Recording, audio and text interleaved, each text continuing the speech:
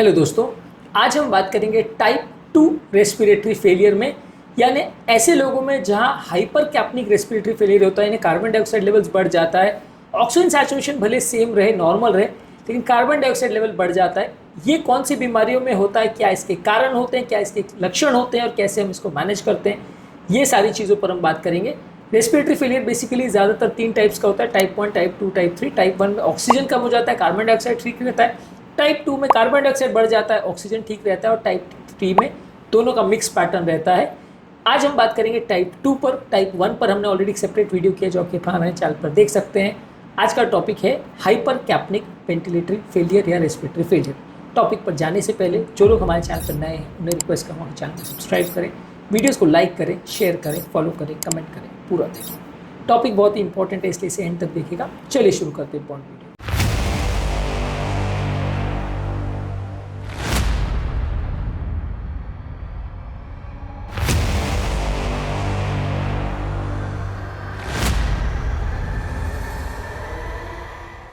सबसे पहला type 2 respiratory failure basically hypercapnic respiratory failure होता है, जिसमें कार्बन डाइऑक्साइड लेवल्स बहुत ज़्यादा बढ़ जाता है, यानी कि CO2 लेवल्स बहुत ज़्यादा बढ़ जाता है। यहाँ पे साथ में हाइपोक्सीमिया हो सकता है, ऑक्सीजन सैचुरेशन कम हो सकता है, लेकिन कार्बन डाइऑक्साइड लेवल बढ़ता है, जो कि टाइप 1 में नहीं देखने को मिलता है। इसके कारण में सबसे इंपॉर्टेंट है सीवियर एस्थमा। अगर किसी व्यक्ति को जो बचपन में नलिया सिकुड़ जाने की वजह से होता है, एलर्जी की वजह से उसमें होता है, या इसी तरह की जो बीमारी उम्रदराज पेशेंट में देखने को मिलती है, यानी क्रॉनिक ऑब्स्ट्रक्टिव एयरवे डिजीज़, यानी chronic obstructive pulmonary disease, COPD या COD जो भी इसको बोलते हैं, इस बीमारी में भी ऐसा हो सकता है। वहाँ पे भी नलियाँ सिकुड़ जाती है रिएक्शन की वजह से, इन्फ्लेमेशन की वजह से। कुछ दवाइयों के ओवरडोज से वजह से हो सकता है, जैसे सीडेटिव्स और ओपियोइड्स। इसकी वजह से भी लोगों का जो है मस्कुलर एक्सचेंज जो है या कार्बन डाइऑक्साइड का एक्सचेंज वो कॉम्प्रोमाइज़ हो सकता है। कुछ न्यूरोमस्कुलर डिसऑर्डर जैसे माइस्थीनिया ग्रेविस और गिया-बारी सिंड्रोम, जिसमें बेसिकली आपका जो मसल्स रेस्पिरेशन में इन्वॉल्व है वो कॉम्प्रोमाइज़ हो जाती है। इसकी वजह से मसल मूव नहीं कर पाती है और इस वजह से भी कार्बन डाइऑक्साइड रिटेंशन हो सकता है। इसके अलावा किसी को अगर छाती की अबनॉर्मलिटीज़ है, यानी चेस्ट वॉल की अबनॉर्मलिटीज़ है, जिसकी वजह से लंग कंप्रेस हो गया, जैसे काइफोस्कोलियोस में रीढ़ की हड्डी टेढ़ी मेढ़ी होती है तो लंग्स के लिए स्पेस कम बचता है, तो वैसे लोगों में भी हो सकता है। इसके अलावा ओबेसिटी हाइपोवेंटिलेशन सिंड्रोम भी एक बीमारी है, यहाँ पे भी लोगों को टाइप 2 रेस्पिरेटरी फेलियर हो सकता है। ये सभी बीमारियों में कार्बन डाइऑक्साइड बढ़ जाता है, ऑक्सीजन कम हो जाता है। कैसा क्यों होता है इस पर बात करेंगे।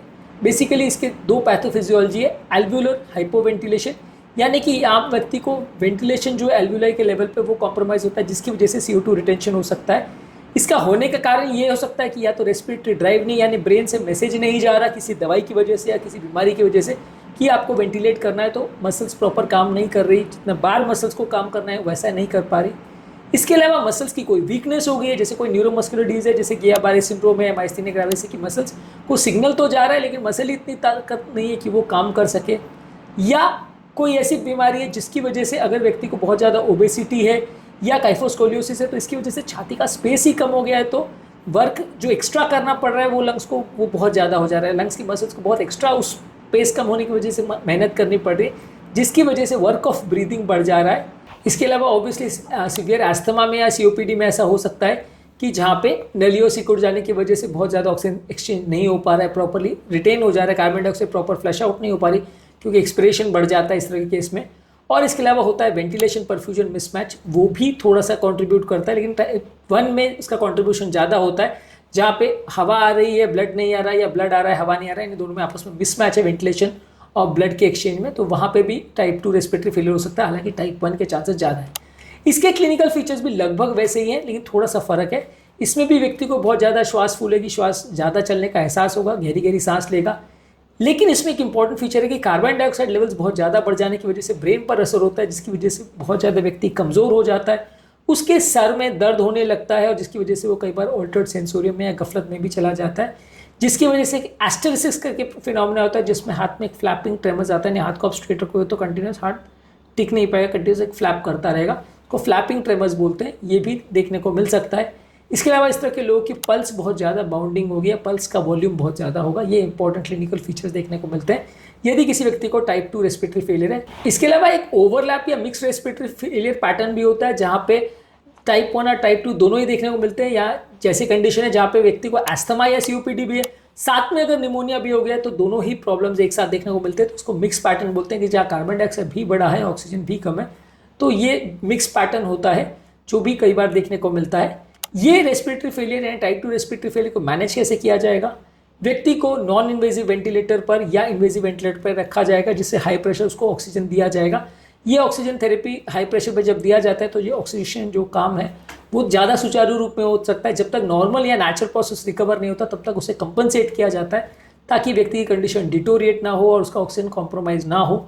इसके अलावा व्यक्ति को आप ऑक्सीजन थेरेपी भी देते हो, जब तक अगर माइल्ड किसी को प्रॉब्लम है या वेंटिलेटर की ज़रूरत नहीं है तो आप उसको कंटिन्यूस ऑक्सीजन देते रहते हो, ताकि जो हवा में जाने वाला ऑक्सीजन है वो नॉर्मल 20% से 70-80% हो जाए। तो आपको जितना लंग्स काम कर रहा है या जितना भी काम कर पा रहा है उसमें ज़्यादा बेटर तरीके से काम हो पाए। इसके अलावा जो प्रॉब्लम है जिसकी वजह से ये प्रॉब्लम हुई है, जैसे ड्रग ओवरडोज या ओबेसिटी की वजह से या कोई न्यूरोमस्कुलर प्रॉब्लम की वजह से, उसको आप मैनेज करते हैं। और अगर बहुत ज़्यादा कंडीशन ख़राब है और बिल्कुल नॉन इन्वेजिव वेंटिलेटर से मैनेज नहीं हो पा रहा तो इंट्यूबेट करके फुल मैकेनिकल वेंटिलेशन पे पेशेंट को रखना पड़ता है, तब तक जब तक उसका आर्टीरियल ब्लड गैस मेजरमेंट में PCO2 का लेवल्स नॉर्मल नहीं आने लग जाता या जब तक उसकी ओवरऑल कंडीशन ठीक नहीं हो जाती तब तक आपको उसको मैनेज ऐसे करना पड़ता है। जब एक बार पेशेंट की कंडीशन ठीक हो जाती है तो आपको उसको रेगुलर मॉनिटरिंग करना पड़ता है, रेगुलर आर्टीरियल ब्लड गैसेस करना पड़ता है देखने के लिए कि ये वापस से प्रॉब्लम दोबारा तो नहीं हो रही। पेशेंट की ओवरऑल कंडीशन मैनेज करना पड़ता है, कंटिन्यूस उसका पल्स ऑक्सीमेट्री करना पड़ता है ये देखने के लिए सैचुरेशन कम तो नहीं हो रहा।